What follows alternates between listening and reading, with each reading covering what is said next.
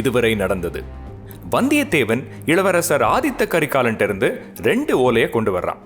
கடம்பூர் மாளிகையில பழுவேட்டரையர் ஆதித்த கரிகாலனுக்கு பதிலா மதுராந்தகனை மன்னராக்குறதுக்கு சதித்திட்டம் போடுறத பார்க்கறான்.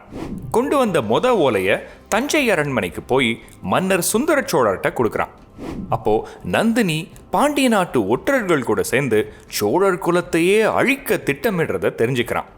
அதுக்கப்புறம் சந்தேகத்தின் பேர்ல வந்தியத்தேவனை ஒரு ஒற்றன்னு சொல்லி ஊர் பூரா தண்டோரா அடிக்கிறாங்க. இன்னொரு சைட்ல ஆதித்த கரிகாலன் நந்தினி தன்னோட முன்னாள் காதலினும் வீரபாண்டியனோட தலையை வெட்டினதை பத்தியும் சொல்றாரு.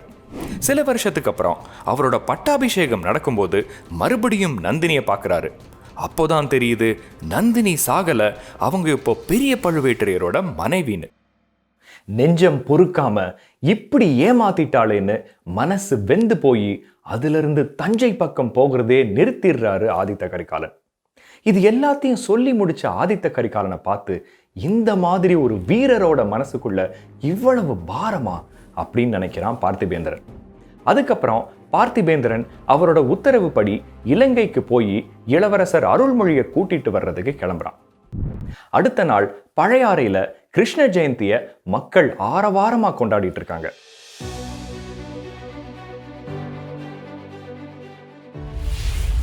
கம்சன் நாடகம் மேடையில நடக்குது. அதுல புதுசா ஒரு வாலிபன் கம்சன் வேஷம் போட்டு நடிச்சிட்டு இருக்கான். இந்த நாடகத்தை தூரத்துல இருந்து நம்ம ஆழ்வார்க்கடியான் பார்த்துட்டு இருக்கான்.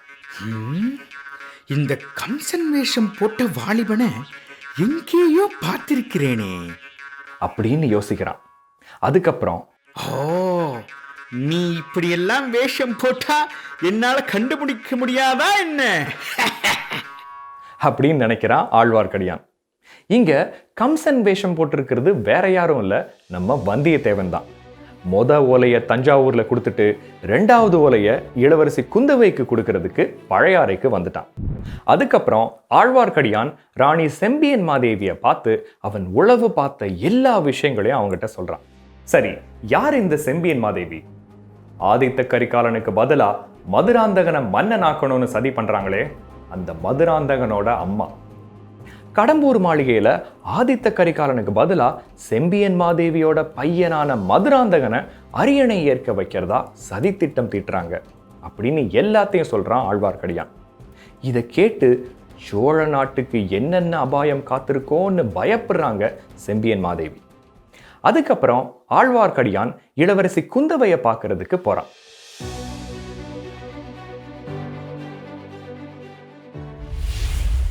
அங்க குந்தவையும் அவங்க தோழி வானதியும் பேசிட்டு இருக்காங்க.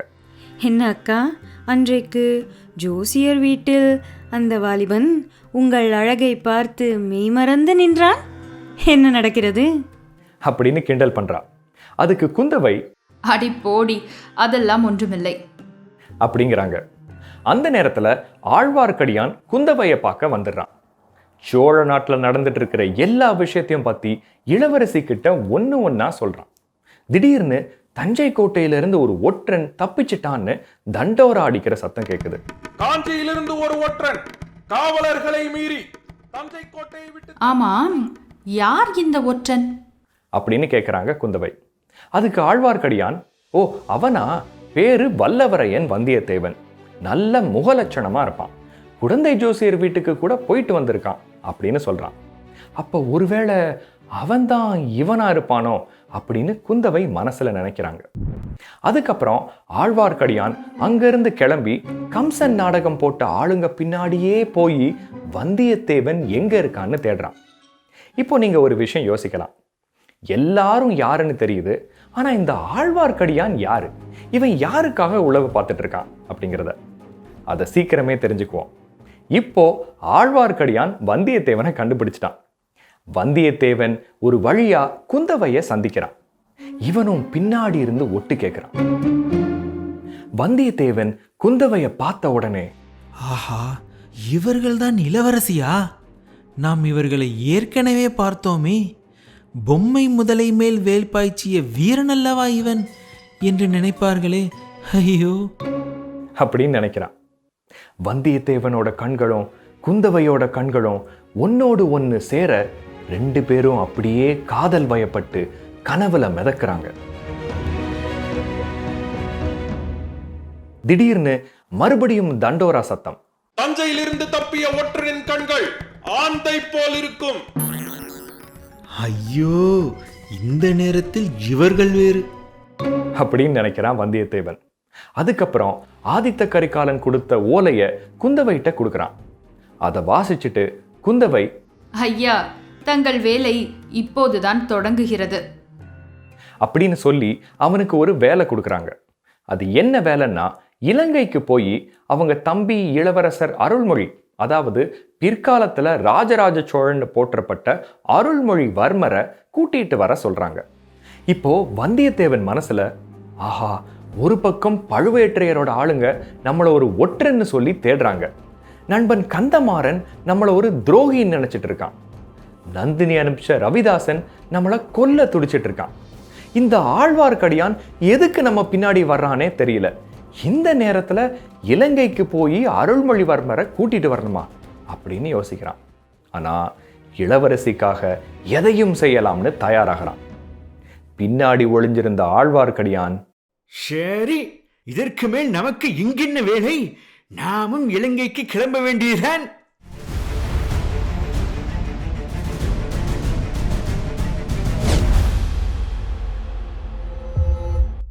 குந்தவை ஒரு திட்டம் போடுறாங்க. சுந்தர சோழருக்கு இலங்கையிலிருந்து ஒரு மூலிகை மருந்து கொண்டு வரணுங்கிற பேர்ல வந்தியத்தேவனை இலங்கைக்கு அனுப்புறாங்க. அவன் கூட ஒரு வைத்தியரோட மகனையும் அனுப்புறாங்க. அவன் பேரு பினாகபாணி.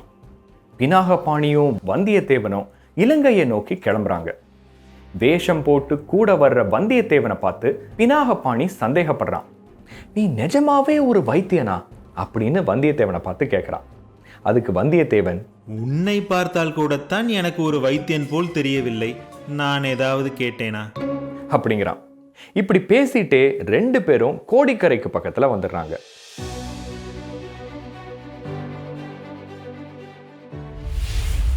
கோடிக்கரை அப்படிங்கிற இடத்துல இருந்து தான் படகுல இலங்கைக்கு போகணும். ஆனா போற வழியில ஒரு காட்டுக்குள்ள ரெண்டு பேரும் தொலைஞ்சு போயிடுறாங்க. அப்போ படகோட்டி பெண் ஒருத்திய வந்தியத்தேவன் பார்க்கறான். இவ பேரு பூங்குழலி. பூங்குழலியோட இன்னொரு பேரு சமுத்திரகுமாரி. அவளை மாதிரி படகு ஓட்டுறதுக்கு ஊர்ல வேற யாருமே கிடையாது. அவளையே பின்தொடர்ந்து போகும்போது ஒரு புதை மணல்ல சிக்கிக்கிறான் வந்தியத்தேவன். கொஞ்சம் கொஞ்சமா மண்ணுக்குள்ள முங்கிட்டு இருக்கான். ஐயோ, வானர்குல வீரனே, இத்துடன் முடிய போகிறதா உன் வாழ்க்கை அப்படின்னு நினைக்கிறான். உடனே பூங்குழலி அவனை காப்பாத்துறான். இந்த பூங்குழலி வேற யாரும் இல்ல, சேந்தன் அமுதனோட மாமா பொண்ணு. அடுத்த நாள் காலையில பழுவேற்றையரோட ஆளுங்க வந்தியத்தேவனை தேடி அங்கேயும் வந்துடுறாங்க. அவங்க கிட்ட பினாகபாணி வந்தியத்தேவனை போட்டு கொடுத்துட்றான். அவங்க கிட்ட இருந்து வந்தியத்தேவனை மறைவுல வச்சு மறுபடியும் அவனோட உயிரை காப்பாத்துறா பூங்குழலி. அன்னைக்கு இரவு கடல்ல அலைகள் ஜாஸ்தியா இருக்கு. ஆனா பூங்குழலி வந்தியத்தேவனை பத்திரமா இலங்கையில கொண்டு போய் சேர்க்கிறா.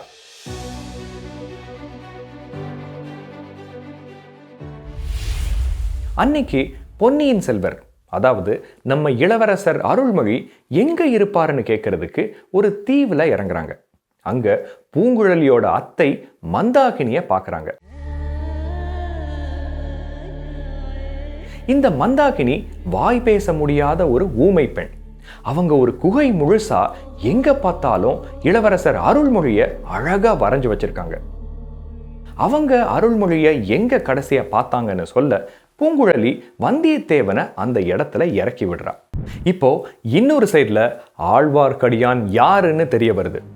அவன் உளவு பார்த்த எல்லா விஷயத்தையும் அவனோட குருட்ட போய் சொல்றான்.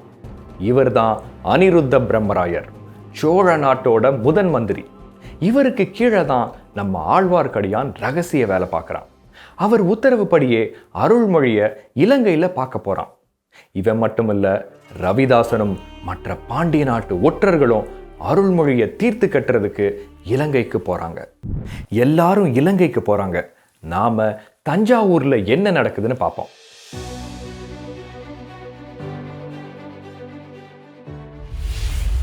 சுந்தர சோழனை பார்க்கறதுக்கு குந்தவையும் வானதியும் தஞ்சைக்கு வர்றாங்க.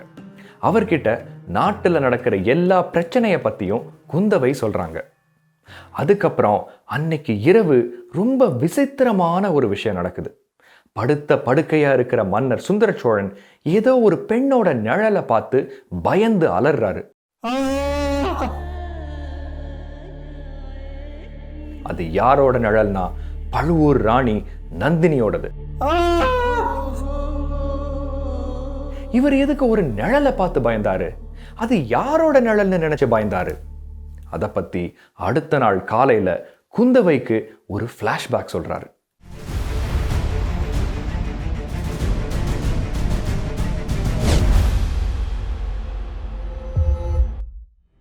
நான் எப்போதும் மரியணை ஏற நினைத்ததில்லை. சந்தர்ப்ப சூழ்நிலைகளே என்னை மன்னனாக்கி இருக்கின்றன. சிறுவயதில் நான் இலங்கைக்கு சென்று போர் புரிந்தேன். போரில் தோற்று கவலையில் இருந்தேன். அப்போதுதான் அந்த ஊமை பெண்ணை பார்த்தேன். யாரோ ஒரு ஊமை பெண்ணை பத்தி சொல்ல ஆரம்பிக்கிறாரு. இலங்கையில போர்ல தோத்து போய் களைப்புல தூங்கிட்டு இருக்கும்போது ஒரு கரடி அவரை தாக்க போயிருக்கு. அப்போ ஒரு ஊமை பெண் அவரை காப்பாத்துறாங்க. அதுக்கப்புறம் அவங்க 2 பேரும் காதல் வசப்படுறாங்க. ஆனா திடீர்னு சோழ நாட்டில இருந்து ஆளுங்க வந்து அடுத்து நீங்க தான் மன்னராகணும்னு கட்டாயப்படுத்தி அவரை கூட்டிட்டு போயிடுறாங்க. அவரோட காதலியான அந்த ஊமை பெண்ணை இலங்கையிலேயே தனியா விட்டுட்டு போகும்படியா ஆகுது. அதுக்கப்புறம் அந்த ஊமை பெண் அவரை பார்க்க வர்றாங்க. அந்த நேரத்துல சுந்தர சோழனுக்கு முடிசூட்டு விழா நடக்குது. அப்போ ஒண்ணுமில்லாத ஏழை நான் எப்படி ஒரு மன்னரை கல்யாணம் பண்ணிக்க முடியும்னு நினைச்சு அந்த ஊமை பெண் ஒரு கலங்கரை விளக்கம், அதாவது லைட் ஹவுஸ்ல இருந்து குதிச்சு தற்கொலை பண்ணிக்கிறாங்க.